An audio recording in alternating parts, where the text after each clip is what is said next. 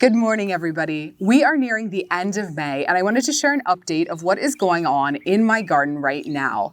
For anyone who's new to the channel, I'm gardening in Midwestern Ohio in Zone 6A. I'm glad you're here. Now let's take a look around.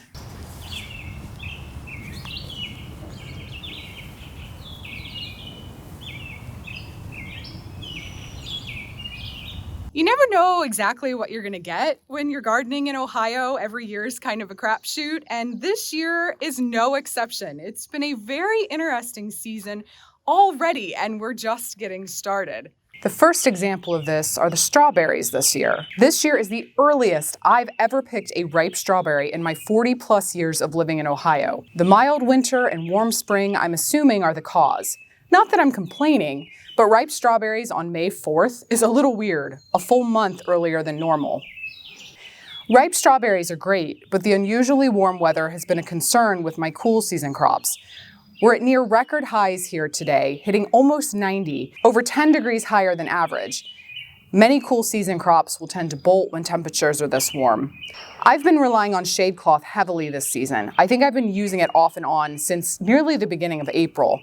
I was just telling my husband the other day, it's pretty sad when I had to go straight from frost cloth to shade cloth. You can see here, I've still got all my various cloths out. Insect netting, shade cloth, and frost cloth.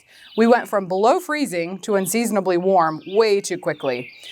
So my cool season crops seem to be putting up with the warm weather for now. We'll see what happens after the end of May. It can get pretty dicey here. Hopefully I'm able to get a harvest off of this stuff, but putting up with it for the time being. But something else unexpected that has happened, I suspect largely in part due to the warm weather, due to the mild winter, is that I am seeing insect pests and insect behaviors in the garden that I have never seen before and that I'm completely unfamiliar with. A really good example of that this spring has been with my cabbage worms. So typically in the past, for decades of gardening, cabbage worms have been my #1 cool season crop pest. Cabbage worms love to munch on brassicas. You will see the adult, the cabbage white butterfly, fluttering all over the garden in the spring. And this was the main pest that I have always had to deal with in the spring garden. A couple years back, I discovered that the easiest solution to dealing with these pests was simply to use insect netting placed over my seedlings as soon as they were transplanted out. Simple solution, worked really, really well. Well, this spring, I can count on one hand the number of cabbage white butterflies that I have seen fluttering around the garden, and that is extremely unusual. Usually there's just tons of them, pretty much from late March to mid-April onward. So to see so few is really, really strange. In fact, I've been able to leave a lot of my brassicas unnetted, which has never been the case in the past here. However, it seems it's always a trade-off. Very few cabbage worms, but I am seeing insect pests that I have never seen before, or at least never seen this early in the season before. An example of that is in this lettuce here. This stand of lettuce looked beautiful just a few days ago. But you can see now I've got a caterpillar in here which is decimating this lettuce crop. Lettuce is typically a crop that I can grow with very, very little problem. Hardly ever any insect damage. Once in a while, some slugs chewing on them, but really other than that, I've never had any issues with lettuce. And I've certainly never seen any feeding damage to this extent. But that's one of the things about gardening. It always, always keeps you on your toes. Just when you think you've figured everything out, it throws another problem at you. In a way, I guess this is good. I feel like it ensures that we are always learning. Now I'm gonna have to go learn about this pest, learn its life cycles, learn about some natural ways to prevent it and deal with it. But it is very frustrating when you think you've got something nailed down and then you come out and see this kind of damage. It's very humbling for sure. Another example this spring has been the slugs. Now, slugs are a pest that I've dealt with before, but typically it's just, I have a few chewing holes here and there. I come out, I hand pick them. It's not a big deal. This year, I had so much slug damage on my young seedlings that I was worried I was actually going to lose them at seedling stage. In the past, I would typically just use diatomaceous earth, dusting my plants and the surrounding ground, and that seems to help with the slug problems a lot. But this year it's been so wet, we've had rain so frequently, the dew has been so heavy that I was having to come out and reapply diatomaceous earth every single day, if not every couple of hours, because as soon as it gets wet, it's rendered useless. So that really was not helping me a whole lot. I've tried beer traps. I tried them again this spring. I've tried them for years and years and years in the past. I've tried all different size containers. I've tried all different types of beer, thinking that maybe my slugs had a very particular taste in beer. Everything from expensive craft IPAs to like old Milwaukee, and nothing has ever worked. I don't think I've ever caught the first slug in a slug trap. I know it's worked for a lot of you. You have told me that, and I would say if you have problems with slugs, it's worth a try for sure, but be warned that your slugs may be like mine and just don't seem to have a taste for beer. So that didn't work. So I actually ended up resorting to using a slug and snail bait this year that has iron phosphate as a active ingredient.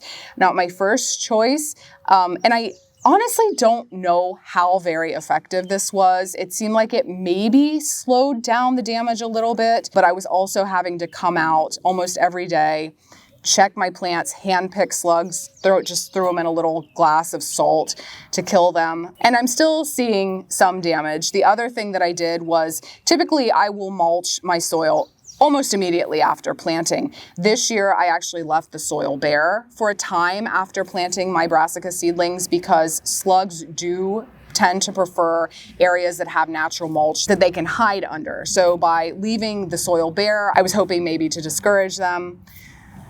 Again, I'm not so sure how much that helped. Things I did not try were copper barriers. I've heard folks say that they use crushed up eggshells or coffee grounds. I didn't do that, but as we're getting warmer and drier, I'm definitely seeing a slowdown in the slug damage now, but it's something that probably from here on out, I'm going to have to be on top of because I don't see this problem going away. And in general, I don't see this problem going away of just having new and different insect pests in the garden every year. I think as we see weather patterns changing, as we see different types of seasons, especially these really mild winters, we're just going to continue to see different insect pests in the gardens that have never been here before. A lot of this being because the weather does definitely affect those life cycles. Also, if we're staying above a certain temperature threshold, we're going to see insects being able to overwinter here that haven't been able to before. We're going to see earlier emergence in insect pests because they're hitting those degree day thresholds earlier in the year than they have in the past. And that's going to change their eating patterns. They're going to eat what's available in the garden at a certain time if they can, if they're not host specific. So again, I think it's a really good, valuable lesson in just continuing to learn, continuing to expand our experience and our knowledge, but it is still very, very frustrating. But enough bemoaning my insect problems. Let me show you what is actually growing and doing decent in the garden right now. Up in the front of the garden, first I've got this area, which is a relatively new addition to the garden and is still a work in progress. But when I started this a couple of years ago, my intent was for this to be a kind of medicinal and culinary herb garden of sorts with more perennial plantings than the rest of the garden. A great thing about a lot of these herbs is that in addition to being medicinally valuable, they're also very attractive to pollinators. So you'll see a lot of, especially bee activity on these flowers right now. These chives are great for that. I love the way they look and the bees love them. I've got some ripe strawberries in here tucked amongst my raspberries. On this side of the entrance trellis, I just planted hops a couple of weeks ago, and I'm trying out some new, more disease-resistant varieties. This will very, very quickly climb up the side of this trellis. In fact, hops is so vigorous, they should actually have a bigger climbing space than this, but I'm going to make it work. Here I've got several herbs that I started via the winter sowing method 2 winters ago. Some comfrey that's doing beautifully and some valerian. Some lemon balm. I'm thrilled that my fig is making an appearance. Now, typically figs will winter kill here in my area, but they will sprout back from the roots. So this is hardy Chicago fig. Just planted some skullcap and some dream root near this gooseberry here. And over here, I've got sage, which I just love the smell of. I love to use it in cooking, and you can't beat these blooms. Another one that the pollinators just love. Out into the main part of the garden, I've got some lovely volunteer mullein here. Another great medicinal herb, and I just think this is a really impressive looking plant. I've got my cattle panel trellis all set up, ready for tomatoes. Tomatoes could have been planted out over a month ago. That's another reason it's been a weird year. My typical frost date is mid-May, and I don't think we got any frost after about the third week of April this year. But I'm behind on everything, and so my tomatoes aren't quite ready to go out yet. I will most likely be planting them out towards the end of next week. I'm probably going to go in with dwarf sunflowers in this front row once I terminate the hairy vetch cover crop. My container rhubarb here is doing pretty well despite the heat. I definitely need to get in here and harvest some of this. Rhubarb pie is one of my absolute favorite garden fresh treats. I don't have anything in this bed yet. I need to do some repairs before I plant this. But on this side of my trellis, I've got one of my old favorites. This is sugar magnolia pea. Some beautiful Mayan jaguar lettuce here. This is a new variety that I'm trying this year, and I'm pretty impressed so far just with the appearance alone. Someone commented that this reminded them of the freckles variety, which it definitely does. My carrots were a late plant, so they're all pretty small yet. Just transplanted some lemon basil and a few later planted lettuce transplants. Over here in my blackberry bed, I've got some red giant mustard. I do like the flavor of mustard, but I honestly planted most of these just for their ornamental appeal. I love the way these plants look. And then my rhubarb back here, you can see just how much more slug damage is on this plant versus the one in the container. Primarily due to the fact that this is a much shadier, damper spot versus the much more exposed plant in the container. Plus, the benefit of being in the container is that slugs are kind of deterred from crawling up in there. Still harvestable, just not nearly as pretty. And then a ton of berries forming on my blackberries here. I am starting to have trouble with spotted wing Drosophila here in this area, so that's another pest I'm going to have to figure out some natural preventatives for. I showed you this lettuce bed briefly, but interestingly, Sweet Valentine is the variety that I'm getting the most damage on, which tells me it's probably a little more tender and sweet than my other varieties. But I've got my old favorites, Winter Density and Red Velvet, planted in here as well. And in the back, I've got some endive, which is definitely a tougher, more bitter green. And accordingly, the insects have pretty much left that alone. I've also got some cilantro tucked back in here amongst the volunteer bachelor buttons. I'm hoping that by benefit of the shade of the bachelor buttons, I can prevent that cilantro from bolting just a little bit longer into the season. But it's pretty heat sensitive and it's going to be bolting soon, regardless of shade or not, unfortunately. This was a bed where I had gooseberries just kind of taking over in here. They will spread like crazy. So I dug all those out earlier this year, and I'm still working on kind of revamping this bed. But right now I've got some late planted cabbage, some wild thyme and marigolds, some wild petunias that I just transplanted, and a few bunching onions. And not to harp on the pest, but I just noticed here some damage again. Bunching onions, most alliums have been a crop that in the past I can grow with no problems, no pests, no diseases. I just noticed that this stalk is chewed open with frass in here, and what do we have here? Looks like another type of armyworm. Just completely, again, decimating this onion. So this is something I'm gonna have to be on the lookout for from now on, unfortunately. My double raised bed here is typically the one I always use for carrots, but I had overwintered carrots in here that I just harvested not too long ago. Decided to just give it a break. So right now I've got more lettuce in here, some more of that mustard. I've got peas climbing up the fence and this elderberry volunteer. And then my plan is to plant some red Malabar spinach along this trellis. That is a warm season vining green that I really, really love. Again, the flavor's fine. Some people tout it as a warm season spinach alternative. I could take it or leave it, but it's a beautiful ornamental. So that'll be going in here. And then carrots will probably go here for a fall planting. I got my trellis and my layout reconfigured here. The way that I had this just was a little crowded and it wasn't working super well, so I like this a lot better. Right now, you can see here, I've got hairy vetch cover crop planted in this bed. This was sown last fall. And again, this is just one of those, it's really, really beneficial to the soil, but it's just a beautiful ornamental as well. Again, the bees love it. They have been all over this thing since it started blooming. And I typically grow this like creeping along the ground, but just by benefit of having this trellis here, they've climbed up the trellis. And I really love the way this looks. Just last week, I cut down all my winter rye, so that's what you'll see on a lot of these beds that's turning kind of this straw colored.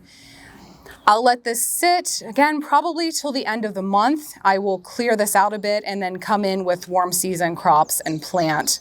Most likely some tomatoes, my melons and winter squash, things like that, maybe some more beans. This trellis is up and ready for cucumbers. I had tomatoes on this last year, so I'm switching it up and doing my cucumbers back here.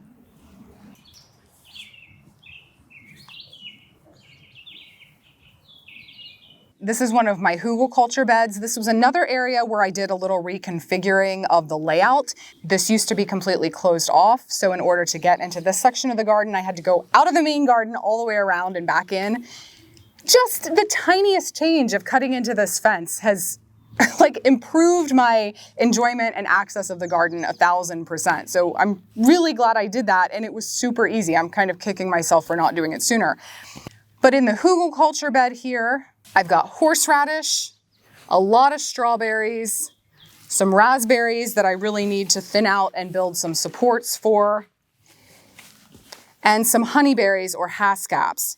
Now, another great learning experience for me. I know that I should not over-fertilize strawberries, but I did not think about planting strawberries in an area where the soil is just too rich. Because let me show you what happens. These plants are huge. I mean, some strawberry varieties do get big, but this is not one of those. And these are probably 2 to 3 times the size that I would expect them to be. Tons of lush growth, no berries. Hardly anything to speak of. The only place I have berry formation is up here in the front where this soil is more poor, but actually on the hugelkultur bed itself, I have not the first berry. So what's happening here is the soil's just too rich, too much nitrogen. These plants are putting everything into foliar growth and nothing into fruit production. So I'm going to let these go for this year, but in the future, I'm going to be transplanting these out of here into a different area of the garden. But some of the plants are doing great. These haskaps love it. This is I can't remember, the second or third year I've had these in here, and I've got a few fruit. You can see these aren't quite ripe. Typically with the honeyberries, they'll just kind of fall off at the slightest touch. You shouldn't really have to pull them off of here, so these probably need another week or so. And my raspberries are growing like crazy. Through yet another cattle panel arch. On this one, I have planted the grape that wouldn't die. I talked about this in another video, but this was an old Concord grape that my trellis fell down, and I already had one, and I decided I just wanted to get rid of it. So I chopped it completely back. I had it covered with black fabric weed barrier for like 2 years, and I pulled that back one year, and the darn thing was still growing. So I thought, you know what, if you're not gonna die, you deserve to have a chance. Dug it up, transplanted it here. Now it looks kind of cruddy right now because, of course, spray drift damage. Grapes are one of the most susceptible crops to herbicide spray drift that I grow here, and I get damage on the leaves every single year. Typically they will grow out of it and still put on a crop, but man, this kind of breaks my heart every time I see it. I am working on building more of a barrier between our property and the farmland next to us, but it just continues to be a problem every year. On the other side, I have some ornamental honeysuckle, not the invasive honeysuckle, definitely not, but an ornamental honeysuckle planted. I may end up digging this out of here and planting something edible, but for now, it's a plant that really draws in butterflies and hummingbirds, so it's going to stay. And there hasn't been a whole lot else that will grow in this spot because this is really wet and clayey. So we'll see how that does. And then back behind me is the second hugelkultur bed. And this thing has had kind of a little bit of everything planted on it at this point. Right now, again, I just cut down a rye cover crop, but I've also got several apricot and necticot trees planted, one of which you can see desperately needs staked because it's growing crooked. And I will probably be planting my winter squash and pumpkins in here as well this year. Back out into the main part of the garden here. First up, we've got garlic. And I'm very interested to see how much earlier the harvest is on this year because of the mild winter. This started growing earlier than I would normally see it. And I've already got scape formation on some of these, which typically would not be happening for at least a couple more weeks. And down this aisle, more rye. This was a rye vetch mix that I just terminated. Under the netting, I've got some Mermaid's Aurora cabbage collard greens that I'm trying out new this year. Some more endive, kohlrabi. This is some volunteer chamomile. And then some broccoli and cauliflower under here. Again, these were a bit late planted, so they're a little smaller than I would typically see this time of year, but doing okay.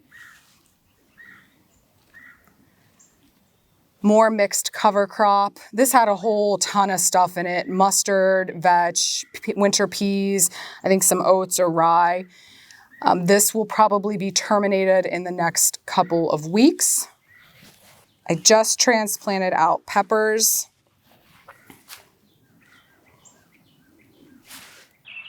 I have a few eggplant in, and the flea beetles are already hard at work. So I'm going to have to get out here and coat these plants with my surround kale and clay. My sweet pick shell peas are starting to put on pods. These should be ready for harvest within a couple of weeks.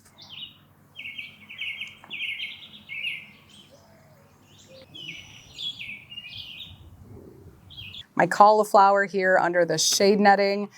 I've pretty much just been leaving the shade netting on the cauliflower whenever it's over 80, which has been more often than not recently. Again, just because it's so temperamental when it comes to whether it doesn't like. Onions, I could kick myself. I left these under the insect netting too long and they grew up into it and the top started to bend over, which is why you see all of these kind of bent over crooked tops on my onions. Volunteer chamomile, more peppers. I had a lot of peppers this year. And we've got nasturtium and broccoli. Interestingly, the slugs don't seem to favor the broccoli. They favor Chinese cabbage. I'm to the point now where I might just plant Chinese cabbage as a trap crop for slugs. They love it more than anything else I plant in my garden. More onions, more bent tops. Again, I had that netting on too long. And then this is the new Purple Magic broccoli. I talked about this in my video about favorite varieties from last year. Just a beautiful plant. This will put on really pretty purple broccoli heads. And then another favorite from last year, Blue Lake Superior bush bean. I planted these way too heavy, but I wasn't sure if all the seed was going to germinate. It did, of course. So I'm going to have to thin these out a little bit. Back up to the front of the garden here, I added another cattle panel arch. I just cannot get enough of these. On one of these, I'm going to do my loofah gourds. I've also got some moonflowers to plant out, more cucumbers, more tomatoes. There's so many things that can be planted on these. I just find them incredibly useful in the garden. Plus, once the plants grow up, then they look really pretty. And here I've got top chop collards, Joy's Midnight Chard. This was a variety I fell in love with years ago, and then they stopped carrying it and they got the seed back this year. I was so excited. Love this red chard variety, both for taste and for looks. Dragon fennel. I had bunnies nibbling on my fennel. Up here in front, you can see that's why these are so short. Rabbits love those fennel greens. Some late planted beets. These were planted at the end of April. And volunteer lettuce. And if you see all this black landscape barrier fabric, weed fabric, I'm trying to smother out my mistake of planting mint. I had it planted in a raised bed planting container, but of course it escaped because it's mint. It was a really dumb mistake on my part and I knew better, but now it's growing everywhere. So I'm trying to smother it out. More lovely sugar magnolia snap peas here. You can see this is a purple potted variety, just starting to put on little baby pods. I just transplanted these zinnias. This is Queenie Lime Orange. And then these beets down here, these were an experiment. I wanted to see how transplanted beets would perform as compared to my typical direct sowing. And I think I just waited too long to transplant. You can see they're doing this weird above ground root formation, which is not what we want. These are not going to be very nice, but I can always eat the greens. And I'm going to try this test again this fall, just getting them transplanted out at a younger stage. Some Rainbow Lights chard up here. Again, more rye, which has just been chopped. A lot of volunteer borage, volunteer nigella, and my consort black currant, which looks to be loaded with fruit this year.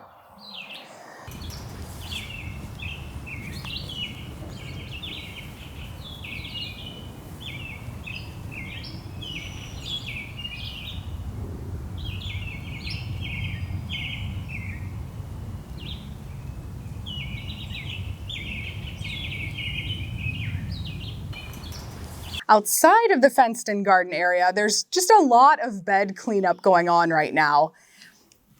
This is an area where I had a lot of potted plants in years past. I'm trying to convert it over to in-ground beds. Right now, unfortunately, it's just kind of full of thistles, but I'm working on that. I've got a dwarf wowza cherry planted back here, some raspberries, and then my flat wonderful peach tree. This is my favorite peach variety of all time, just the best eating quality. Unfortunately, I've got peach leaf curl going on with both my trees. It's something that should be treated in the late winter, early spring, before the signs of the infection are apparent. But time just got away from me this year. I'm hoping this tree can make it through one more year and then I'm telling myself I'll be on top of it next year, but I do have some fruit on here, so I'm hoping that I can at least get through this season. In this bed, kind of the same scenario. I had containers in here last year, but I'm trying to convert this over to in-ground beds. I started a bunch of rustic colors rudbeckia from seed and have just transplanted these out. I love the colors on this one, so I'm hoping these thrive in this spot. Here, I've transplanted a bunch of yarrow from inside the garden to edge the outside of this fence. This is just a standard white yarrow and it's super easy to grow and spreads like crazy. So it wasn't a great fit for inside of my garden. It kind of just smothered out my other plantings. But here along the fence line, I think it'll do a great job smothering out weeds and grass. It's a wonderful plant for attracting pollinators and predatory insects, so I love having it around. Everything is fenced in because my chickens are basically free range and they'll scratch up anything they can. So this stuff all has to be protected from chickens, at least while it gets established. I've got sunchoke growing along this fence. Again, this is another fairly aggressive plant. These will spread, but I found that they work well along this fence. They suppress weeds. The fence gives them some support. As long as I keep the volunteers pulled from spreading in the garden, this is a pretty good arrangement.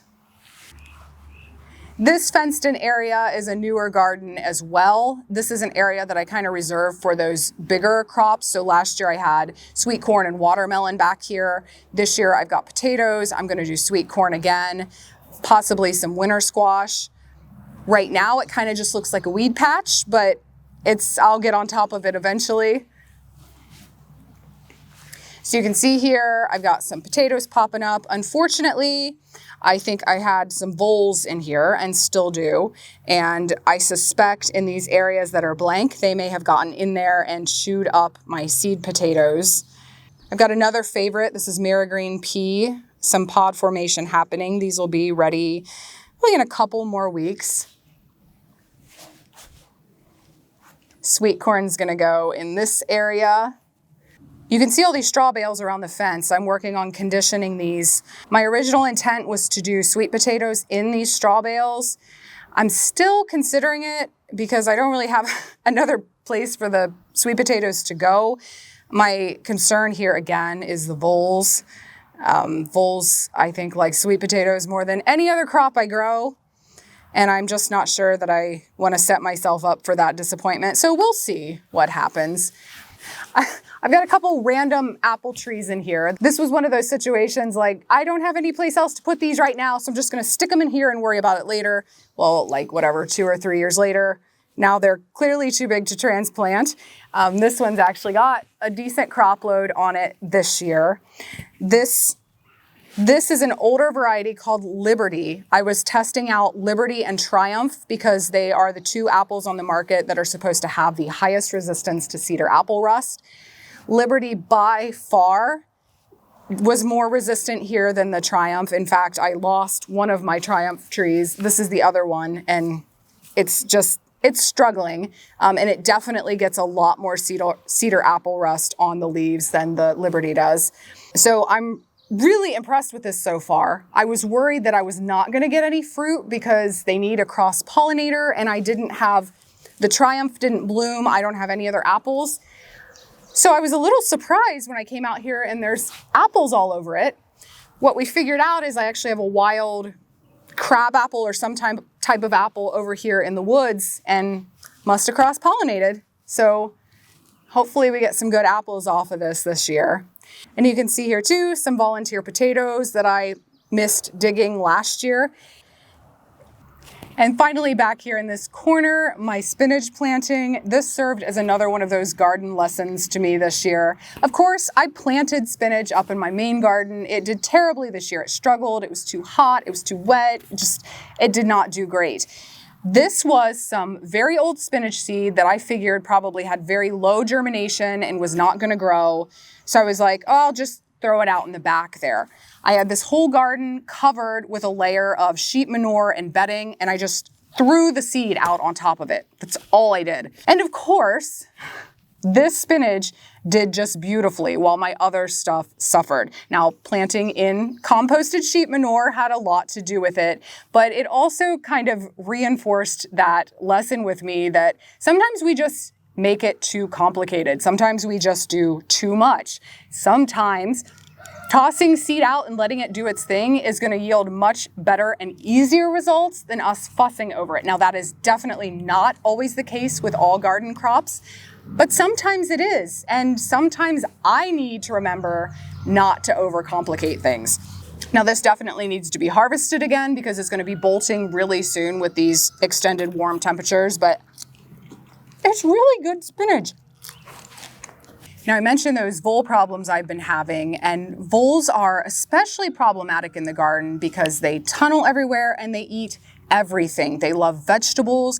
They especially love tubers like sweet potatoes. They have eaten my cauliflower heads down to nubs, and they're extremely prolific. So voles can really do a lot of damage in the garden. A cat that's a good mouser can go a long way, but we can't keep cats here because my dogs won't get along with them. So I've been searching for natural-ish solutions to deal with my voles because I really prefer not to use poison. Well, a lovely viewer emailed me and told me all about the method that was working for her. And this is ingeniously simple, but it is quite effective. So I've been testing this out and I've had pretty good results so far. And this is all it is. You get a tube, cardboard, PVC pipe, anything that's going to be tunnel-like, and put 2 standard mouse traps set at either end, no bait in them, and then sprinkle sunflower seeds in the middle.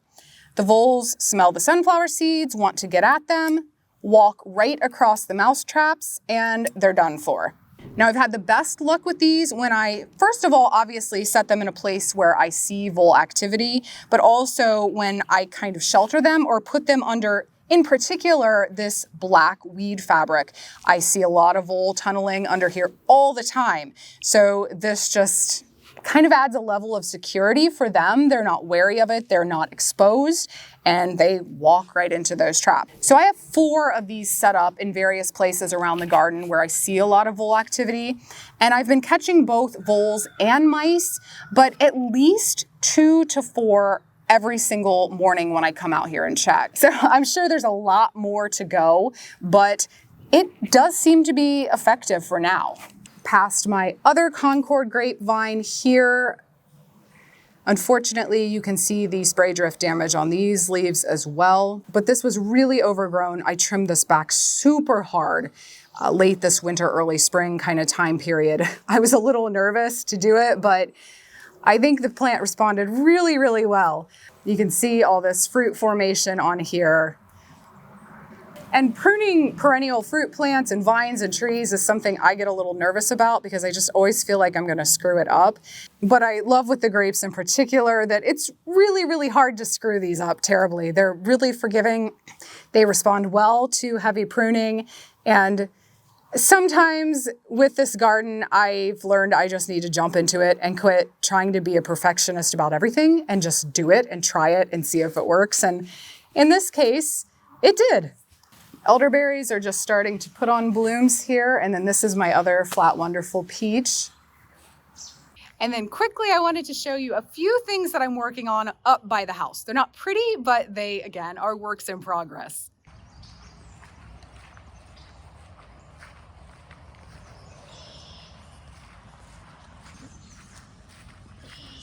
The bed behind me was my first herb garden. This is really convenient because you can just walk out the back door from the kitchen and cut the herbs. The problem I was running into is the dogs like to run through it, the chickens like to scratch in it, kind of everything was getting destroyed. So I'm slowly working on repairing, replanting, basically figuring out that I have to fence everything off till it's established, which is a pain, but not as bad as doing all the work and then having it ruined by my animals who I love, but kind of drive me crazy sometimes. Yeah, you. So right now it is overgrown, but I do have a lot of fun stuff in here. A lot of lemon balm, some oregano. There's a super dwarf apple tucked in here.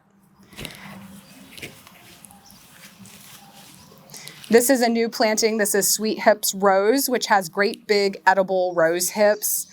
I'm definitely trying to focus on more things that are dual purpose. So hopefully have ornamental properties, but are also edible and or medicinal.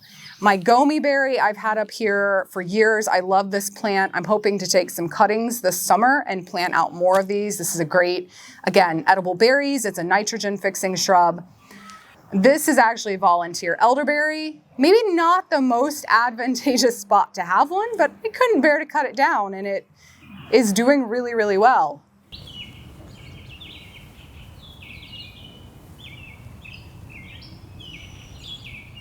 You can see what I mean here. This was a little area that I had to fence off just to allow plants to get established in here. But these nice, cheap, temporary fences seem to do the trick.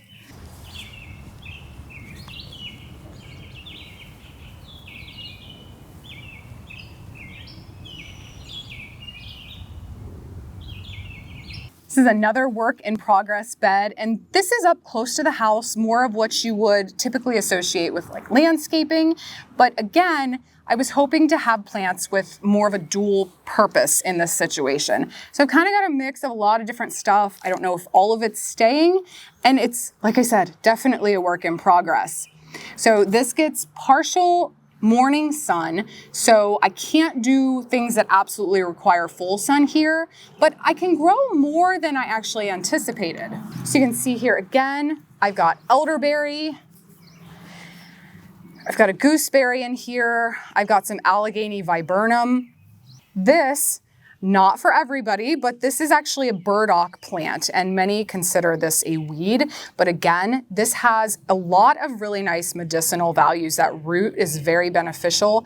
What folks typically don't like are the great big burrs that form on this plant, but I found that if I just cut those stalks off before they get mature, it is much less of a problem. We have these popping up everywhere, but I left this one in particular because I think it looks really cool. This is another one of those dwarf cherries. I think this one is Juliet. I'm not for certain. And then I'm planning on planting some winter squash or pumpkins on this side of the hill that gets the most sun. Because I had a volunteer grow here one year that did quite well. I'm also growing an assortment of other herbs which I plan to transplant to this area.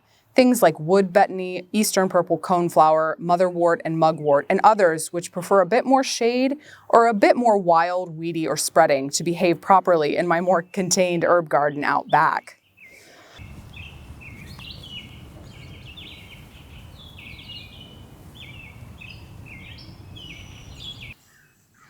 And this little fun addition behind me is another future hugelkultur bed.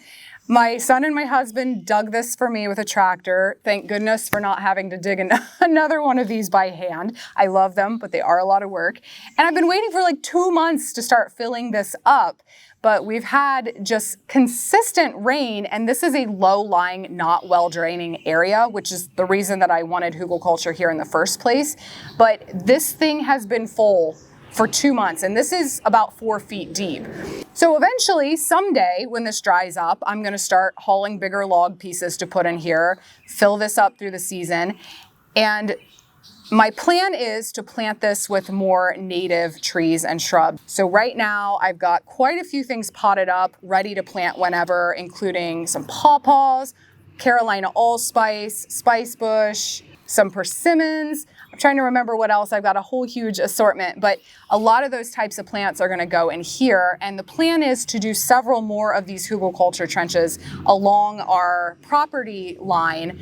Again, just to increase the variability of what we've got growing here, as well as to provide kind of a barrier between this agricultural field and our property.